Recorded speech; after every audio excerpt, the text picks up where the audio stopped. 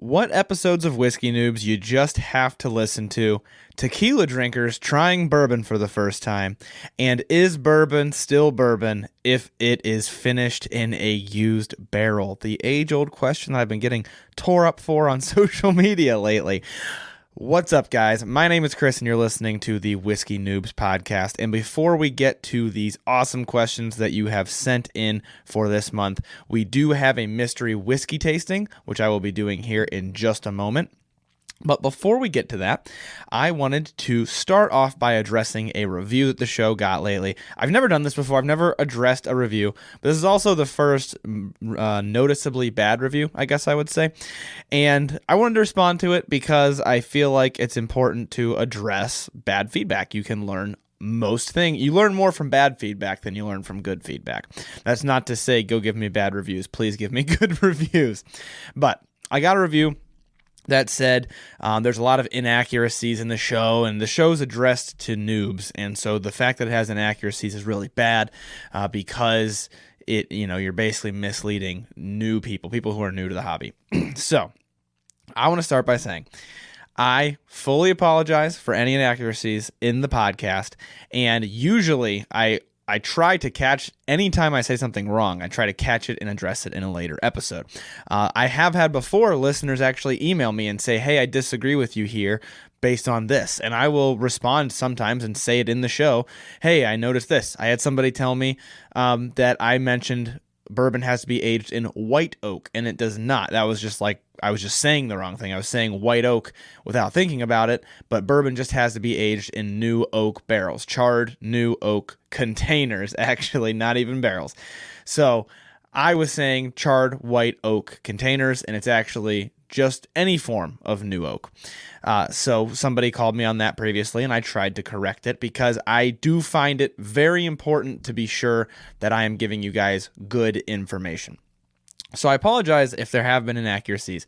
I always welcome people to let me know if they see me saying something incorrect. If it's something you just disagree with, like the question we're about to get to with finished bourbon versus normal bourbon, it's a hot debate online, and I'm going to quote unquote get out the receipts when I go to answer that question, if you will, because I have a way that I think about it, and I believe that I am correct based on things that I see online. But if you find inaccuracies, I'm very sorry. And so I just want to say that I am trying my best to provide the most quality content that I can. In the beginning of the podcast, I never, and to this day, I don't claim to be this whiskey guru who knows anything about whiskey. I've always claimed to be the guy who will learn as much as he can about it for you if you have a specific question. And I have learned an insane amount of information about whiskey since starting the podcast. If you've listened since day one, you know that is what I said in the first episode. I said, I'm still learning, and I think because I'm still learning, I could be very helpful to the people who are brand new. That has always and will always be my stance. I don't think anybody could ever be a full-on whiskey guru. There's far too much to learn and too much opinion playing into the facts, and they kind of blend together. So that's my response to that bad review. I'm very sorry for the person who posted. I doubt you're listening anymore because it seemed slightly hostile. But I'm very sorry, and I am continuing to try to make the content the best that I can. So thank you for giving me your honest feedback. You learn more from bad feedback than you learn from good feedback. And for those of you who like the show, please don't hesitate to leave a review. And for those of you who have issues with the show, please don't hesitate to tell me. And even if it's not in a review, I mean, obviously, I would prefer to have good reviews, but I won't stop you from giving me a bad review.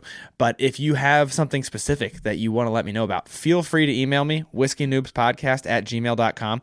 You can ask anybody who's emailed me. I try to respond to all of my emails. Sometimes it's hard to, but if it's anything as serious as, hey, you said the wrong thing, or hey, I have a serious problem with the podcast, I will respond to your emails. I promise you. I'm always working on getting better. We're always working on improving. Now that that's settled, let's get on to our mystery whiskey review, which I'm now going to be limiting only to Q&A episodes for the sake of just drinking less. I'm trying to limit my drinking, and I've been doing a pretty good job of it, knock on wood, but I don't want to do this every single episode because a lot of times I have to drink for videos, and if I pile on with drinking every single episode, it's just more drinking than I want to be doing. So we're limiting these to Q&A episodes. I'm going to give you a very quick review of a mystery whiskey, and you can guess at home what it is. This is a whiskey that has been on the last 10 review episodes of the show. This is one of those 10, which basically usually adds up to within the last 20 total episodes of the show. Usually review episodes are about every other episode. So let's do that. I'm going to give you some very quick notes, and we're going to get started with our questions. Right off the bat, this has a nice warm oakiness, a little bit of a creaminess to it, some light fruit, and just a little bit of what I would call spice as well. So let's get to our questions. If you are new to the Q&A episodes, you can submit a question every single week on my Instagram. I post a question sticker to my story on Wednesday, and you can submit a question through there, and I pick select questions to be on the show, unless you are a patron, because patrons jump straight to the front of the line. So the only time that Instagram questions get answered is if every single patron question is answered. So patrons jump to the front of the line, but anybody can submit a question absolutely free on Instagram through my story on Wednesdays. So let's get to the questions. First question we have is, what podcasts do you recommend going back and listening to for a true whiskey noob?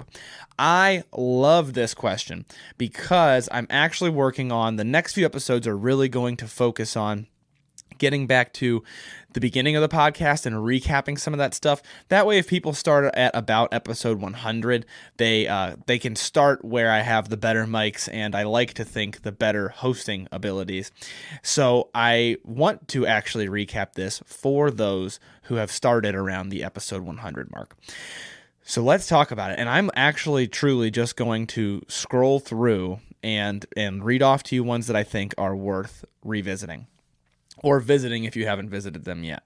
So, episodes 1 through, basically episodes 1 through 10, where I'm laying all the groundwork, those I'm going to mostly redo. I'm going to recap in a hopefully more concise and clear way over the course of the next few episodes. So, I like to think those you don't have to listen to. You can go back and listen to any episode that you want. But from after those episodes, I'm going to only be picking very specific episodes that I think are maybe a little bit extra fun or a little bit extra important to listen to. I think episode 19 is a little bit of fun. Does eating affect your palate for whiskey? That was an episode where I actually did a tasting. Then I went and ate lunch or dinner, and then I came back and did a tasting of the same exact whiskey to see how it affected things. That one was a little bit of fun. Episode number 27, we might be revisiting here soon, but it is why add water to whiskey. So trying to, for the first time on the podcast, seeing the difference between having just whiskey versus having whiskey with a droplet of water in it. Episode number 29 was a lot of fun. Food pairings with Bullet Bourbon. We ate chicken wings alongside drinking Bullet Bourbon. So that was a lot of fun. That's more of just like a fun one, less so on the education side, but I thought it was a good time. Episode number 34 is one that I find myself recommending people a lot, which is how to pick whiskey as a gift. And I also talk about other gifts you can give to whiskey lovers in your life. I find myself referring people to that one pretty often, so I could see people wanting to go back and listen to that if you did not listen to it. Episode number 37, what is dry January? I think that is a very good episode to listen to. I talk a lot about why I did dry January that specific year. Might be doing it again next year, we'll see. But it's very helpful for those who maybe don't understand the approach that I take to how much alcohol I consume. If you haven't understood that yet, I talk about it in episode 100 as well. But what is dry January? I really break it down. I think that's a beneficial episode. And then I also, in dry January, did episode number 38, what gives whiskey its flavor. That one is another really good one that I just talk about the different things. It's kind of like a good overview for somebody who's not 100% sure about what does give whiskey its flavor. Once again, that's one that I might be revisiting as well, but you can listen to it, and I think it's very helpful and informative. Episode number 43, I think, is a good one for those who are new to the show. If you haven't heard me talk about my whiskey journey and what brought me to where I am, I think that one is a very beneficial one for you to listen to. I talk about basically from not liking whiskey at all to how I got to where I am now, which is good background if you're not sure about who it is that you're listening to. Episode number 63, if you're new, if you're like a whiskey noob like this person asked in the question, it is a little bit of background on how to start a whiskey collection, the kind of tips and tricks that I came up with from starting my own, and things that I know that I did wrong, things that I know that I did right. Episode 65 is a really fun one. Is the neck pour of whiskey real? That was a blind tasting that I did of a brand new bottle, an old bottle, and then what I considered a young bottle, like a bottle right in what people would consider to be its prime. And that was a lot of fun. If you like old fashions, episode number 73, the best old fashioned featuring bourbon of the week, that was a really good episode because that is still one of my favorite old fashioned recipes. I will also include some of the distillers I've had on here in case you want to hear from a specific distillery. So episode number 77 has Chris Fredrickson from Traverse City Whiskey Company.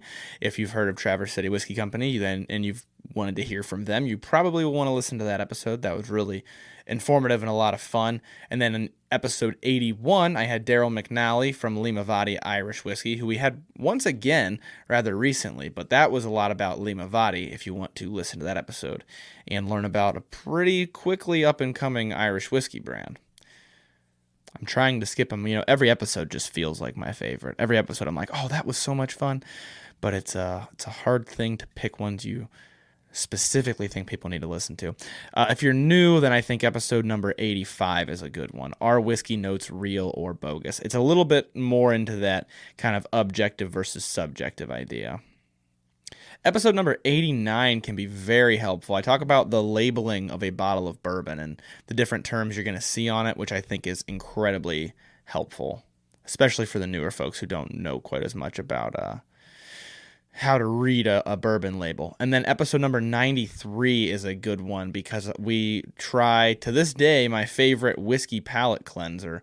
We go through a few different palate cleansers, me and my guest Justin, and that was a lot of fun, and we also learned kind of a lot. If you want to know about the Bourbon Trail, episode number 94 is an important one because it was a little bit of a recap of my trip down to Kentucky. But there will be more trips down to Kentucky, hopefully.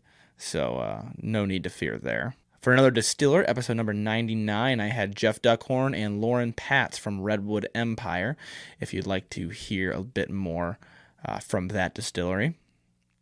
And then episode number 100 and beyond, I would say, is where I would start if I was starting today. Aside from those episodes that I just mentioned, I would start at episode 100 and move down the line from there. Like I said, I'm going to be doing some kind of recapping, regrouping, and trying to basically reteach things that I've already taught, but in a better way, which even for those who've been listening since day one, I think it'll be really good to shake the rust off. Because I know for me, it'll be good to shake the rust off and relearn some of that stuff. So we will be going through that here soon, which I'm very excited about.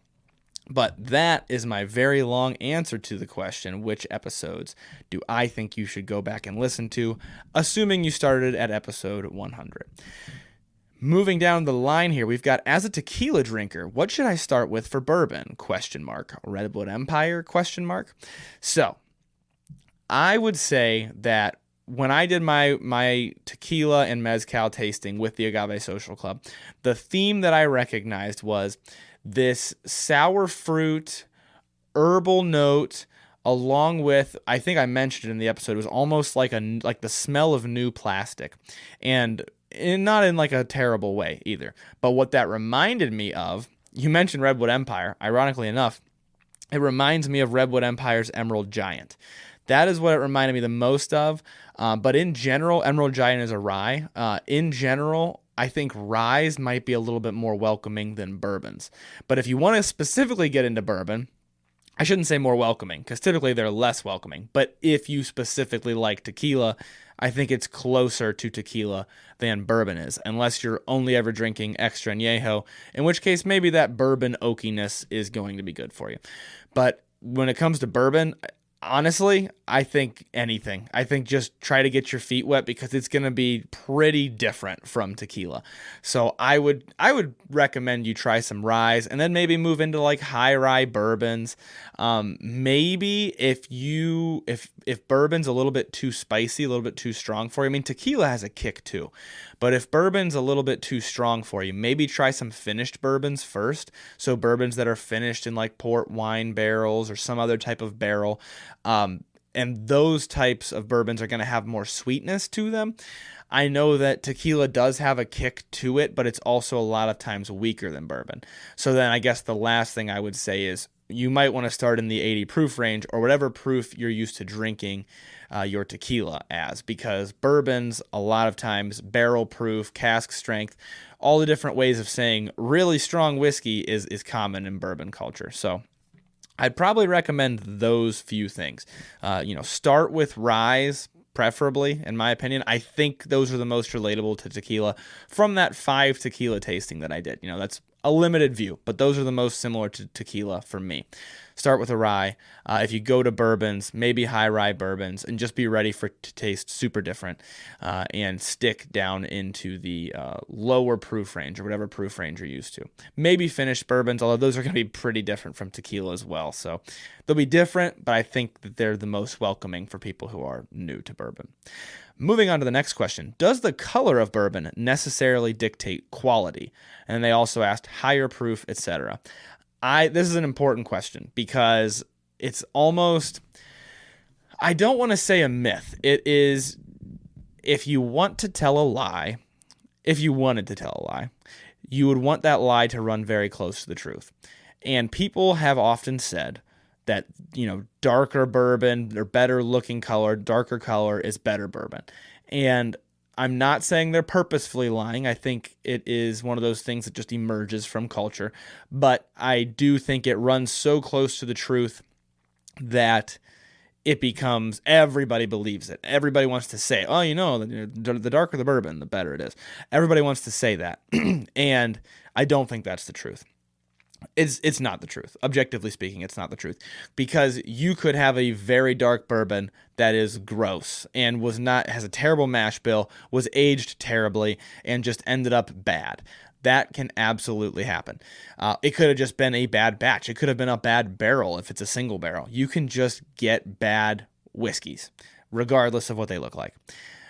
In general, though, so bourbon you cannot add coloring to and still label it as a bourbon. You're not allowed to do it. So, in general, if a bourbon is darker, that would indicate more barrel interaction and more, in general, large generalities.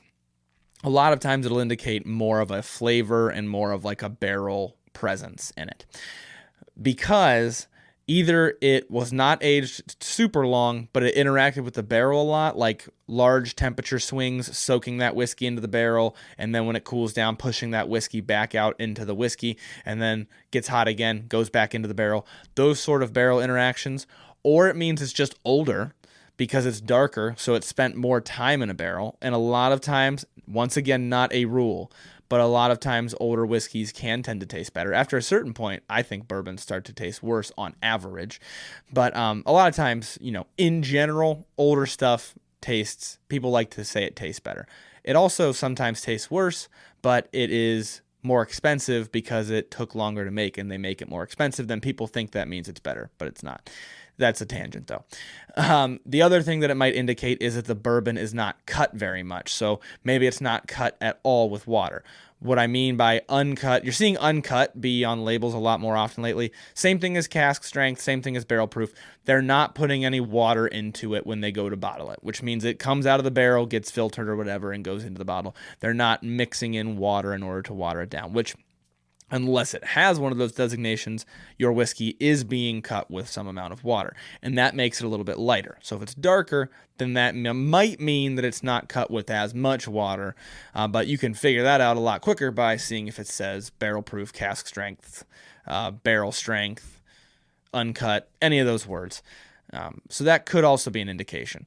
So the reason this becomes such a popular myth is in a very general sense, if I reviewed 100 bourbons or 1,000 bourbons and ranked them all, and then I did a correlation between the ranking and the color of it, is it likely that the darker ones would have a correlation that darker tends to equal better? Yes, there'd probably be a correlation, but no, I don't think it'd be a strong correlation, because I think there are so many outliers. Like, I think it's one of those, it's not even a most of the time type of statement. It's just a some of the time, just enough of a time to have a correlation type statement. So I think I've had very clear, very light whiskeys be amazing, and I've had very dark whiskeys be not so amazing. So it really, truly just depends. But I did want to give you all the details so you understand why that gets said so often, why so many people will say that. It's because you can't add coloring to it. Without there being any coloring to sort of lie to you, you're seeing right away how dark the whiskey truly is. There's no coloring to make it look dark or anything. And so you can kind of get those ideas. That's my long-winded way of saying, no, it doesn't dictate quality. Maybe it dictates higher proof, but it might also just dictate age. So go with your palate or go with reviews that you find online if you've never tried it before, rather than just the color of the whiskey. Next question. Was it a TikTok video or a podcast episode that you knew you had reached that, and that is in caps, moment? Which one? I love this question, first of all. Thank you. I don't know if you're just trying to stroke my ego, but I appreciate it. But I don't know that I've even reached that moment yet. I think that moment comes, I have an idea in my mind of what that moment would be. And I think it's going to be a combination of a lot of things. TikTok, Instagram, podcast, Patreon will be a big one. Partnerships, or not even necessarily like paid partnerships, but I mean like the people that I am working with. Those sorts of things will all culminate to quote unquote that moment. And I'm assuming by that moment you mean the moment that I feel like I made it, or I feel like I feel like I have reached whatever you would consider to be success. I'm assuming that's what you mean.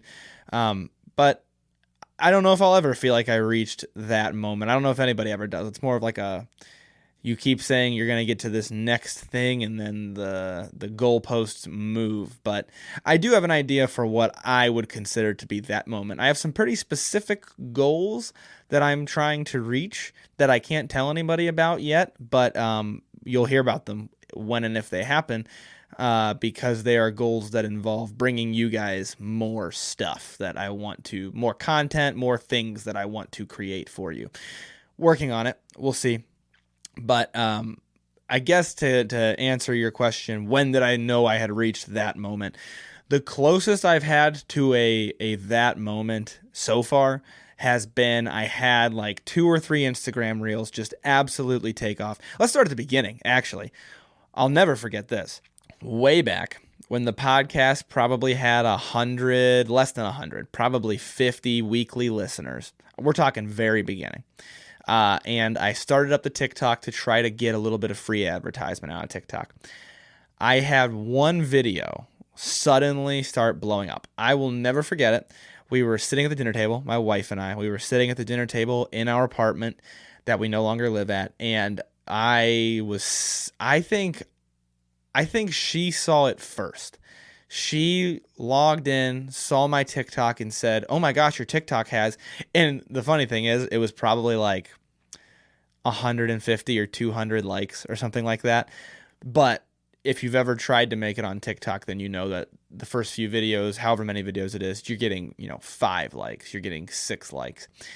And then I suddenly had it just do pretty well for the time. I think I got up to like 5,000 views, and that was one moment where it was like, oh my gosh, this is working. That was a very long time ago. And then probably a year and a half-ish later, I had a few Instagram reels do really, really well, like way better than that TikTok video did. Instagram suddenly exploded. I remember going out again with my wife and saying, I wonder if this video is going to get me past 10,000 followers on Instagram. Like, this might be the one. And then it continued to grow past 10,000 to the point where I was like, this feels like I made it. So I did have that feeling. And then I just that really lit a fire under me to make the best videos I could. And that got me up to where we are now, just a little bit over 100,000 followers. We did pass 100,000 followers, so thank you so much to everybody who follows on Instagram. But I still don't. I think every time that you're like, if I get to this level of followers, then I'm going to be making X amount of money, or I'm going to be able to do this or that. It's never the case. It's more so you gotta work for it every step of the way. But thank you for asking that. And I will say I don't want to sound like. I don't want to sound greedy in any way. Like, oh, I'll never make it. I still need more. That's not what I mean at all. I mean that I always end up coming up with new ideas for things that I want to do, new ideas for stuff that I could bring you guys, things that different, like there's merchandise, of course, that I'd like to make, and more types of videos that I'd like to do. I'm like, oh, this would be a good type of video. Oh, maybe I should get into YouTube videos. So there's always something that I want to be able to do. And I have learned very quickly that just gaining followers does not get you to a certain point in terms of social presence, in terms of income, in terms of any of those things. So I don't mean to sound greedy. Quite the opposite, actually. I hope this comes across as humble. I don't know if it does or not. But I truly, truly am not trying to come across as thinking I just need more. So much as every time I round a corner, I see more things. There's more people reaching out to me who I want to help. There's more things that I think I can do within the space, which is awesome. So thank you for asking that question. That's a really long way of answering that question. Next question. So I grouped the next 3 questions together. The first one, estimated time for your barrel pick to be public. I missed the live stream. The next question, are you sharing your bourbon, which I assume they meant my barrel pick. And then the last question, if, when, and how can I purchase one of your barrel picks? So all relating to the barrel pick. The barrel pick is on the way. I don't have specific timing yet. There has been a little bit of a delay in some of the timing, and there were a couple things that slowed us down at the beginning that we're past now, but I'm hoping it will not be too long before we have the barrel pick. I think originally we were talking about early June, if I'm not mistaken. I'm not sure if that's still the case, so I'm not promising anything. But what I will say is, yes, the barrel pick will be available to everybody. It will be available to patrons first. That's my patrons, and that's Bourbon of the Week, Chris from Bourbon of the Week, his patrons as well. So right now, the only way to be guaranteed one of the picks is to be a patron. I believe between my patron count and his patron count, you would be guaranteed a bottle at that point. And then beyond that, I can't guarantee you a bottle, but I promise you everybody will be aware when it comes out, because I will be telling everybody. That way, if it is available to the general public, everybody has a chance to get their hands on it. So I would just say keep following, especially on Instagram. That's the easiest one to communicate through. Follow on TikTok as well. I'm sure I'll come out with some stuff on TikTok when the barrel pick comes out. But just follow along on there. Instagram is at whiskey_noobs. TikTok is at whiskey noobs podcast. And you will be informed when it comes time to buy the barrel pick. But thank you for asking. The next question, what is the best level to keep a bottle around if you want to open it but not finish it? The best level is the highest level you can keep it at. I know that sucks to be an answer, but if I have something pretty rare or pretty expensive that I don't want to go through very quickly, I will literally take a couple glasses out of it, get an idea of what it tastes like, and I'll leave it for a long time, because if it gets below half, your timeline really increases. Below 3/4, it's like 3/4 to a half, you're probably safe for quite a long time, but you're never too safe. There's nothing worse than cracking open a bottle of whiskey and tasting it. And sometimes it's your palate condition, but sometimes you can just tell. It's like, this tastes different. This tastes worse than it used to. If it gets very low, like the only time I've really had that is when it's very, very low. And it's like, I don't know, 4 or 5 glasses left in the bottom of it. And it's like, and it sits for, a month or two, maybe more than that, 3 or 4 months. Then you taste it and you're like, this is noticeably not as good as it used to be. That happens sometimes as well. So my roundabout half answer is to keep it the level as high as you can. The longer you want to keep the bottle, the higher you should try to keep the level. And the last long form question before our lightning round. Is bourbon still considered bourbon, even if it's finished in a different cask? No, it is not. It's not bourbon if it's finished in a used barrel afterward. It is bourbon finished in a used barrel, but it's not bourbon. What do I mean by that? Remember how I mentioned earlier that bourbon can't have coloring in it?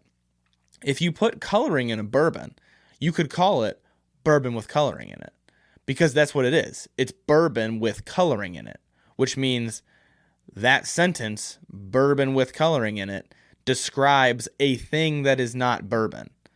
You can't just call it bourbon. Same way with being aged in a barrel. And if you don't believe me, you can look this up online. You can look up, I forget the website, but look up how to find out like the designation of a whiskey, the class type of a whiskey. And you can look and you can type in Four Roses and it'll say class type 101 bourbon whiskey. And if you type in Angel's Envy, it'll be class, I believe it's 641 if I'm not mistaken. I believe Angel's Envy is class 641, which is whiskey specialty, and Legent is class 691, which is also, it's a different whiskey specialty class. So they are definitively, I mean, they're legally speaking, they're not classified as bourbons. That is why you will always see on a label, if it's finished in something, it will always say bourbon finished in blank, blank, blank. You can have scotches and Irishes that I've had that don't tell you on the bottle. You can look it up and find out, but it just says Irish whiskey. That's all it says. Because legally, it's still just Irish whiskey. Legally speaking, you cannot put on an Angel's Envy label, you cannot just put bourbon, because it's not. So, I know this sounds like a soapbox. Why do I think it's so important? Because this is what's more important, is why I think it's important. Because I have people come to me all the time saying, I loved Angel's Envy. I loved Legion. I loved something. Insert finished bourbon here. And I hate this bourbon that somebody recommended to me because of it. I hate this other bourbon that I thought I was going to like because I liked it. And they're comparing a finished bourbon to a normal bourbon. And I see people, I mean, like I interact with these people who waste their money on plain bourbon and don't like the taste of plain bourbon because they were told they did by somebody who called a finished bourbon a bourbon. They were told this is a bourbon, and it's not. It's a finished bourbon, and it's very important to make that distinction, specifically for those people, also just because it is what is true. So, bourbon finished in a different cask is not just bourbon. It is bourbon that has been finished in a different cask, i.e. whiskey specialty, is another way of saying that. That is my take on the law. I understand the argument that, oh, well, Angel's Envy meets every single check mark on the bourbon box. It is aged in new oak, but then it's aged in used oak. I understand where people are coming from with that, but until that is addressed at a legal level and I see a finished bourbon be listed as a class type 101 bourbon whiskey, until that happens, I believe that finished bourbon is not the same as just bourbon. Because for centuries, probably centuries now, right? Yeah, for centuries, bourbon has meant one very specific type of thing, one very specific process. And changing that process means it's not what it has always been meant to be. It's not what people have always understood bourbon to be. Hopefully that doesn't sound too mean. And I don't care. Like, I don't have a horse in this race about people calling it bourbon. The reason that I care is because I see how much confusion it creates with people. Like, I see the people who are basically like, why don't I like this bourbon? Well, you actually don't like bourbons just in general. You like bourbons that are finished in wine barrels. And it's like, well, why didn't you just tell me that to begin with? Exactly. Why didn't you just tell me that to begin with? That is why I find it so important. It's for those people who I see constantly getting confused. I quite literally had this comment last night. I had a comment on my post, completely different post, completely unrelated to finished whiskey, finished bourbon. But it said, I loved Angel's Envy and I hated Buffalo Trace. What do you recommend for me next? And immediately I'm like, this is somebody who was told Angel's Envy is just bourbon. And so I told them you should probably try finished bourbons. If it's as simple as just saying finished in front of it. It hurts nobody to say finished bourbon, but it confuses people to just say bourbon. That's the truth. That is the way that I see it, and I could be convinced otherwise, especially if a precedent is set in a court of law. But for now, that is my take on finished bourbons. And if you disagree with me, I still love you. Thank you for being my listener. God bless you, and I don't have a problem with you. I just want people to understand where I am coming from with that argument. Let's move on to our lightning round after a very, very quick revisit to this mystery whiskey. This episode is brought to you by the Whiskey Noobs Patreon page and all of the awesome folks who support it. Head over to Patreon now and sign up for exclusive behind-the-scenes content, voting power in polls that determine the course of the show, and typed-out reviews and even more. You can find the Patreon page through the link in my bio on either TikTok or Instagram and click the button that says More Content on Patreon. Check it out now if you want more Whiskey Noobs in your life. What is fabulous about this whiskey is you get a little bit of sweetness, a little bit of fruitiness and spiciness, and you also get other flavors that they round it out more. One that I'll say that might give it away, but this is all I'm going to say, is nuttiness. It has a little bit of like a nuttiness to it. That's all that I'm going to say for right now. Let's get to the lightning round. First question, what are things you did to help identify the flavors that you're experiencing? So my first few episodes are on this, but I'm actually going to be, like I said, revamping those first few episodes and going through that over the course of the next few episodes of Whiskey Noobs. So stay in touch for that. Keep an eye out for those episodes coming up. Very quick answer is flavor notes lists really help, and comparing whiskeys really helps. Comparing whiskeys blind is even more helpful. Moving on to the next question. What's the most you've spent on whiskey, both a pour and a bottle? For a pour, I think it was the $40 pour of Van Winkle 10-year. I think it was Old Rip Van Winkle, if I'm not mistaken. And bottle, I genuinely don't know. Not as much as you're gonna think. Like, I haven't gone crazy on a bottle. I say my most expensive bottles are probably in the low 100s. Next question. How much would you oh yeah, this was like the second half of this person's question. How much would you spend on a glass/bottle given the opportunity? That is a difficult question to answer. A glass, it would have to be a very special occasion. Maybe I would spend like 100 or a touch more if it was something that I just knew I was never going to find a bottle of. How much would I spend on a bottle? Usually not much more than MSRP. I would see myself in general, this is just my knee-jerk reaction, a few $100s on a bottle that's worth a few $100s. I'm definitely not to the point financially where I could afford to spend anything with a comma in it. So that's just not where I am with this hobby. I don't know if I ever will be, because to me, usually that's not an MSRP price. Usually that is secondary pricing. I can't bring myself to feed the secondary market. Or if it's not secondary pricing, it's inflated retail because of the secondary market. The next question, what is my opinion on Knob Creek 9-year? I really like Knob Creek. You might have noticed I don't even have a bottle of it on my shelf. I think I want to get a bottle soon. I like Knob Creek. I really enjoyed it. I haven't had it for quite a while, so I'd like to revisit it again here soon. The next question, or actually a statement rather, you should do a cocktail podcast with your wife.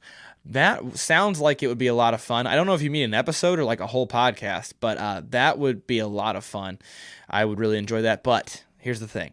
I signed up for this. I signed up to put myself in front of a camera, behind a microphone, and on all the social medias. My wife did not sign up for it, so I would never force her into that situation. If she wanted to, I would happily do it. I think that would be a lot of fun.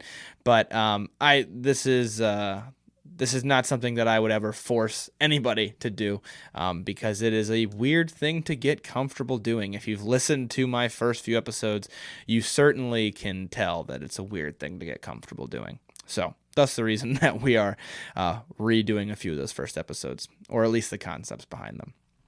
But yeah, that's a good idea. I think that'd be a lot of fun. Next question, Redwood Empire barrel pick / distillery tour, when? Great question. I think you're just saying this, I'm guessing, because I really love Pipe Dream and I talk about it all the time. But I don't know. The distillery tour, probably not soon, unless they want to pay to fly me out there, because it is extremely far. I live in Ohio. They're in California. Barrel pick, I would be lying if I said I had anything planned or had discussed it with them or anything like that. But I would happily consider it. I really enjoy Redwood Empire. The next question, what makes a finish dry versus oily? This is one of those where I'm going based on experience here. I didn't do any research for this question, but in general, the mash bill can have an effect on it.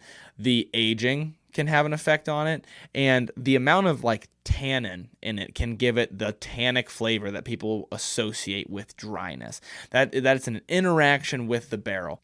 So that tannic flavor is like a bitterness, and sometimes it gets associated with that dryness. Sometimes a bourbon with really spicy flavors to it, or not even bourbon, but just whiskey, with really spicy flavors to it, that gets associated with the dryness as well. And it can be really hard, but sometimes you can do it. You can decipher that sometimes it has that spicy taste that would almost make you think it's dry because like of the way your brain, or at least my brain, is interpreting it, but it's actually not. And it can have that spicy taste and still be oily. And it's hard to sit down and separate out. Is it actually dry? Is it actually spicy? Is it tannic? What is causing that? And then, of course, the proof is going to have a play on this. When I say something is smooth, something that's 120 proof might be really smooth for that proof point and be way, way hotter than something that is 80 proof and I would consider harsh for that proof point. So I might say, this 80 proof is harsh for its proof, and this 120 proof is smooth for its proof. But actually, the 120 dries out my tongue more. That's because proof plays a really large impact on that. It's going to evaporate faster off of your tongue at higher proofs. It's going to make you feel a different sensation in your mouth. So all of those things play a factor in it. And once again, that is based heavily on my experience. So next question, is Benchmark Bonded a good starter? I just got it and tried it for the first time. I enjoyed it. I don't know if I would consider it for a starter just because it's 100 proof, and I usually like to start people out 90 or below, especially if they're having trouble with the burn. If you like 100 proof, then absolutely Benchmark Bonded is a good bottle for the price, I would say. Have I tried Chattanooga whiskey? If so, thoughts? Yes, I have. I've had their 91 and their 111. I don't have specific notes for you right now, but I do remember thinking that both of them had a lot of flavor and were really enjoyable because you got a lot of flavor for the amount of burn that you got from them. Is it okay to drink bourbon with an ice cube or two? It's okay to drink bourbon any way that you darn well please. I don't prefer ice. I only really do ice if it's hot outside. It's like basically the only time you'll see me drink a straight whiskey on ice. But there's nothing wrong with it. Drink whiskey however you like to drink it. And yes, with ice cubes, you can still get some of the flavors. If not all of the flavors, it's a matter of preference most of the time. The next question, have I ever experimented with making my own blends?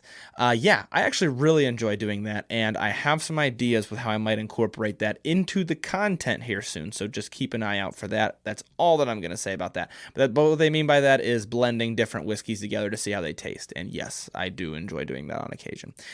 What is my rarest bottle and how did I get it? My rarest bottle is probably, and I don't know for sure because once again, I don't look at the secondary market often. It's probably Weller Full Proof, and I got it by freezing my butt off in the morning waiting in line outside of a liquor store along with everybody else. So I don't have any cheat codes, unfortunately.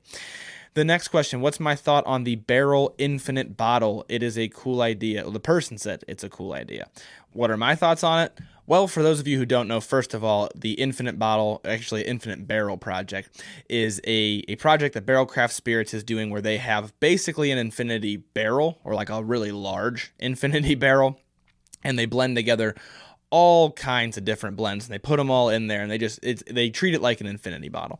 And what do I think about it? I think that it's an idea that I had and I thought was original until I found out Barrel Craft Spirits was already doing it. But I thought, man, it'd be really cool if somebody did that. And then come to find out they did it. I haven't had any of it, but I think that is a super cool, super fun idea. I love people just doing fun stuff in the whiskey space. So kudos to them for coming up with something just fun even if I thought I came up with it before them. They came up with it before I did, either way. Next question. Is it true that the older a whiskey is, the better it is? I would say see my earlier response to the darker a whiskey is, the better it is. Sometimes, but not all the time. Definitely not a rule. I can't even say it's a rule with exceptions. It's just not a rule. It's just a very loose trend. And not trend like trend on Twitter, but trend like there is a correlation, but it's not a great one. Don't rely on age to tell you if something's good or not. The next one says, no question this time. You did a great job answering the ones I've had. Thank you. I just want to say how much I appreciate that comment, because hearing that people are enjoying this, hearing that I'm answering your questions and you're liking the answers, or you're getting what you looked for, that is great. That's what I try to do. That's like my whole goal. If you haven't noticed, I'm trying to give the people what they want, if you will. And I am so glad to hear that people are enjoying the content. Thank you for the positive feedback. I'll stop gushing. How many craft distilleries have I had the chance to try? Not very many, and I have been trying to focus more on it. Luckily, craft distilleries tend to be the ones that want to send me things for reviews, and I do put a lot of reviews online from those craft distilleries, but I haven't had the chance to visit very many. You might have seen I just went to McLaughlin Distillery. I'm hoping to continue doing stuff like that, because usually the craft guys have something impressive in their lineup, if not multiple things. The next question is, at this time in my bourbon adventure, do I think I'm favoring a specific proof point more? Yeah, I do. I would say right now, specifically, 110 to 115 probably is about where I'm, maybe 110 to 120 is about where I'm favoring right now. It fluctuates, though. I'm sure in the summertime it'll go down a bit. What is my favorite single barrel? I honestly don't know, but I'll say Four Roses single barrel, because that's one of my favorite Four Roses is. Four Roses is Four Roses single barrel. So love that one, but I can't say it's my favorite single barrel ever. Would I like some Australian whiskeys to try? Sure, I would love to try some Australian whiskeys. I don't think I've ever had an Australian whiskey. What are my thoughts on pre-mixes for an old-fashioned? Absolutely no shame in it, and I've had good ones. I've had good mixes that you just add whiskey to for an old-fashioned, and I've had good bottles of old-fashioned that are like quote-unquote old-fashioned. It's already put together and everything, and you just chill it and put it into a glass. Those are great as well. No shame in it. I like making an old-fashioned, but there's absolutely times I don't have time for it, so I enjoy those as well. The next question, for the value, what do I think of Larceny? What do I think of Larceny? I love Larceny, and that's why it was the winner of Budget Bourbon March Madness in 2022. Yeah, 2022. And it also had a whole episode dedicated to it, whose number I don't remember right now. Give me one moment while I look it up.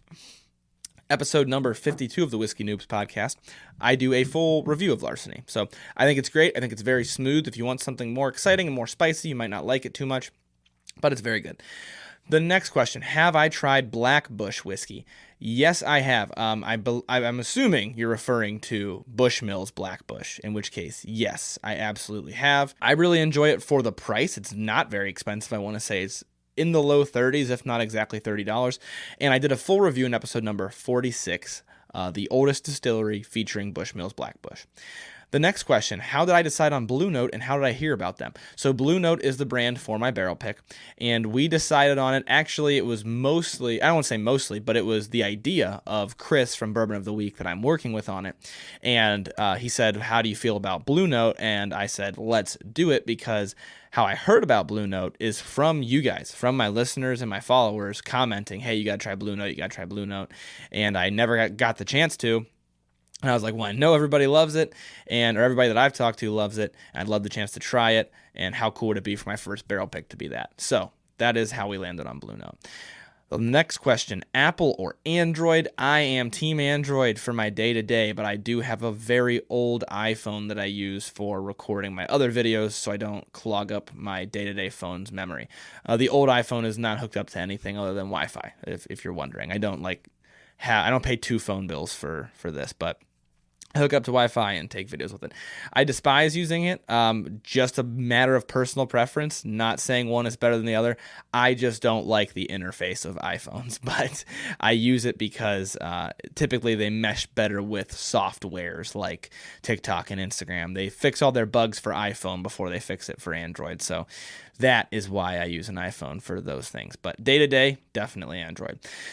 Next question, what does the intro process for barrel picking entail? So I'm going to keep this brief. It could be its own episode for sure, an entire episode.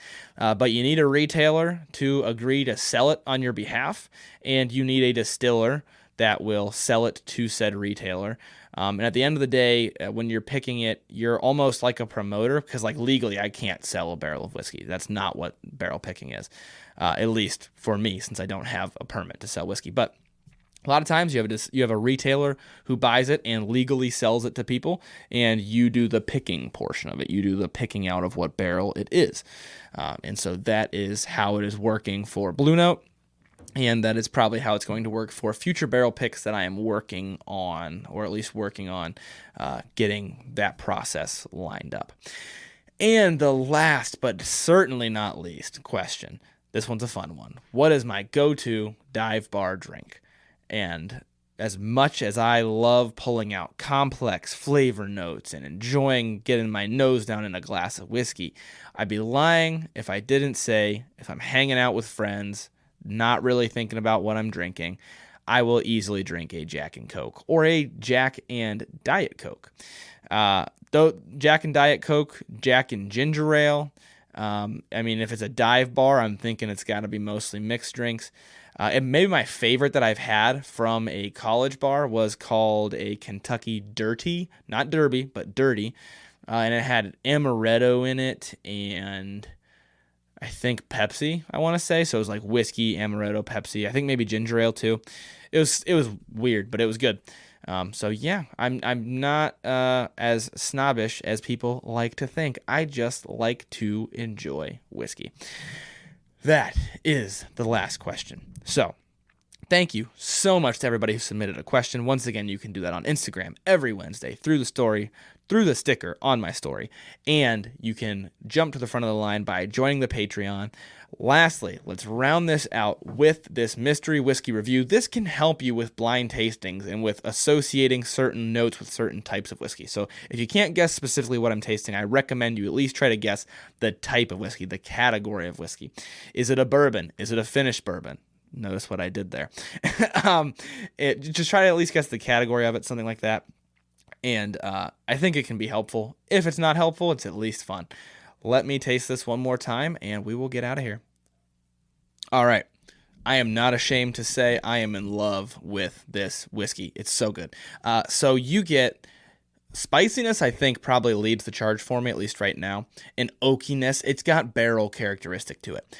It's balanced by like a nice creaminess. This leans towards spicy, but it's balanced by a little bit of like a creaminess. It almost reminds me, and this might throw you off, I'm not trying to, but it almost reminds me a little bit of pipe tobacco. But it has a nuttiness to it, a boldness, and a little bit of, like I said, some fruitiness mixed in with it. Very enjoyable drink. Very, I don't want to say unique, but it's got a uniqueness to it that I really enjoy. If you haven't guessed it yet, hopefully you got that it was a bourbon, because I think I was saying a lot of bourbon type things. I am specifically drinking Noah's Mill from the Willett Distillery.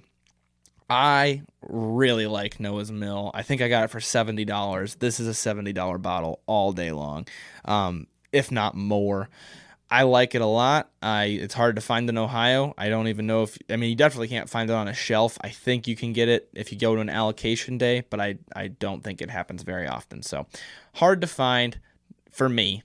Delicious drink, easy to find in other states if you have the chance to buy it. I personally think it's worth it, especially if you like those notes that I just said.